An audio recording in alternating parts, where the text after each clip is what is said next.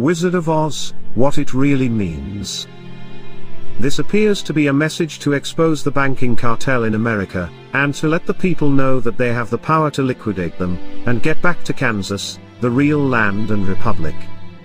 The Wizard of Oz, written by L. Frank Baum, is not just a mere story. What is Oz a symbol for? Ounces. What is measured in ounces? Gold. What is the yellow brick road? Bricks or ingot bars of gold. The character known as the straw man represents that fictitious, all caps, legal fiction, a person the federal US government created with the same spelling as your birth name. Remember what the straw man wanted from the Wizard of Oz? A brain? No juristic person, legal fiction, paper corporation has a brain because he or she has no breath of life. What did the straw man get in place of a brain? A certificate, a birth certificate for a new legal creation. He was proud of his new legal status, and all the other legalisms he was granted. Now he becomes the epitome of the brainless sack of straw who was given a certificate in place of a grain of common sense. Now, what about the Tin Man? Does taxpayer identification number, TIN, bring anything to mind?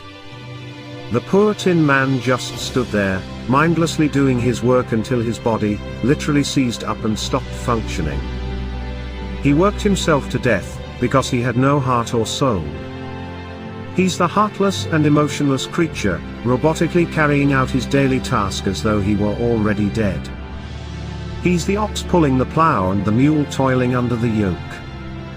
These days, his taskmasters just oil him nightly with beer, and place him in front of a hypnotic television, until his very existence no longer has any meaning or value.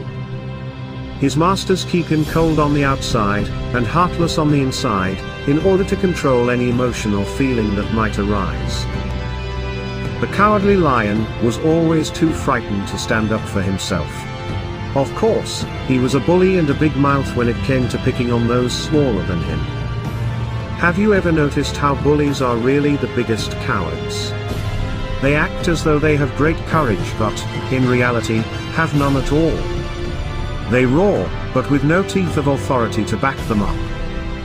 When push came to shove, the Cowardly Lion always buckled, and whimpered when anyone of any size or stature challenged him.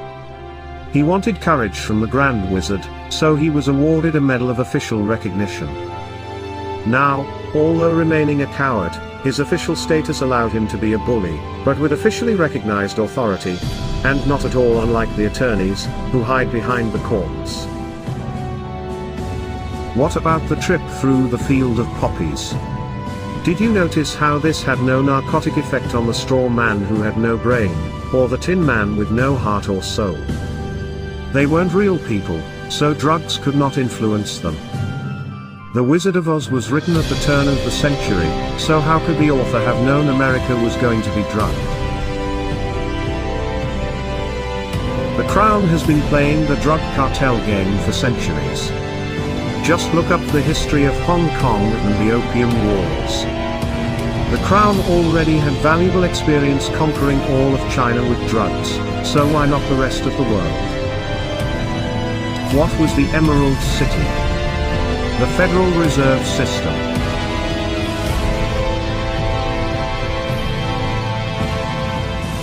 Who finally exposed Wizard for what he really was.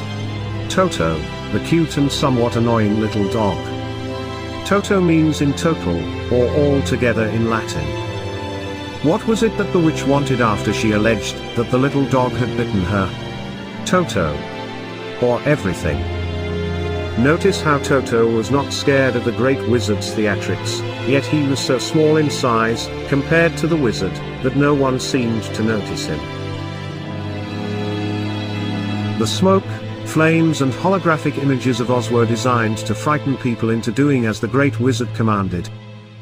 But Toto simply padded over, started barking until others paid attention to him and came to see what the barking was about. Who was behind the curtain? Just an ordinary person controlling the levers that created the illusion of the great wizard's power and authority. When Toto pulled back the curtain and completely exposed him, the charade was at an end. The veil hiding the corporate legal fiction and its false courts was removed.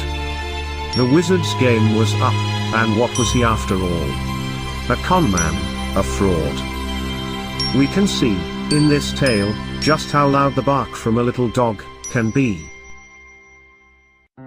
Most of us remain silent and wait to be given whatever food and recognition, if any, by our legal masters.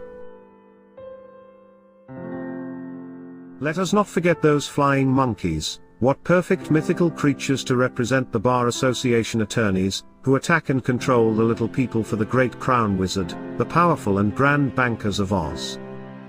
How, finally, was the evil witch destroyed? Pure, clean water? Liquidation. How did Dorothy finally get home? She simply clicked her heels. She always had the power, and so do we. What would it take to expose the wizard for what he is? We each need only a brain, a heart and soul, and courage. Then, and perhaps of the greatest importance, we need to learn how to work together. Only by working together, can we have the freedom that was given to us all, under the law of God.